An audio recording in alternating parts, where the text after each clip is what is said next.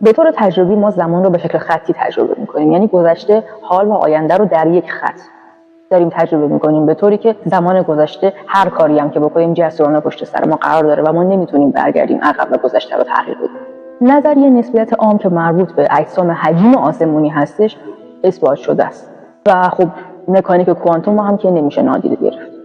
ولی خب این دو تا نظریه رو چجوری با هم دیگه آشتی بدیم؟ نظریه ریسمان یکی از پیشرفته ترین نظریه هایی هست که میگه بنیادی ترین ذرات سازنده عالم در واقع از یک نقطه درست نشدن. دیگه شما یه سری ذرات نقطه‌ای رو می‌بینی، در واقع ریسمان می‌بینی. ریسمان از ابعاد کوچیک و پیچیده مکان زمان ساخته شده که در مقیاس‌های میکروسکوپی فضا زمان رو جمع و فشرده می‌کنن و برای این کار حداقل به 10 تا بعد احتیاج دارن. خب حالا اگه قراره که ما تا 10 الی 12 تا بعد داشته باشیم، آیا میتونیم بریم به اون ابعاد؟ زندگی کردن تو بعد 5 چجوریه؟ 1. زمان چندگانه و غیر خطی میشه، به طوری که احتمالاً ما میتونیم همزمان زمان گذشته، آینده و حال رو مشاهده‌گر.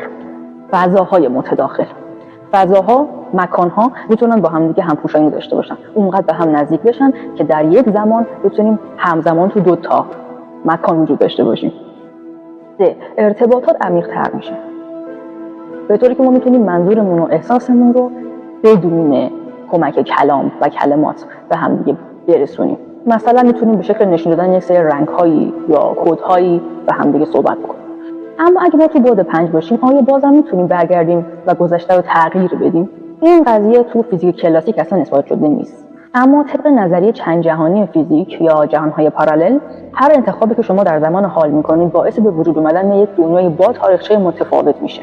بنابراین نمیشه گذشته رو عوض کرد، ولی میشه با انتخاب‌هایی که در زمان حال انجام میدیم یک دنیایی، حالا در جهان موازی یا در ابعاد دیگه، یه دنیایی علنا ساخت که آینده متفاوت‌تری داره. حالا میفهمیم که میان ستاره چی رو می‌خواسته بگه.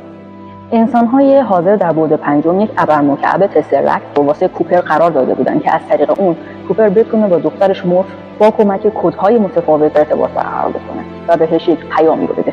ولی کوپر اونجا داشته چیکار می‌کرده؟ داشته سعی می‌کرده به مورف کمک کنه که مورف بهش بگه استیت، بمون و نرو. در واقع می‌خواسته یه جوری گذشته رو تغییر بده.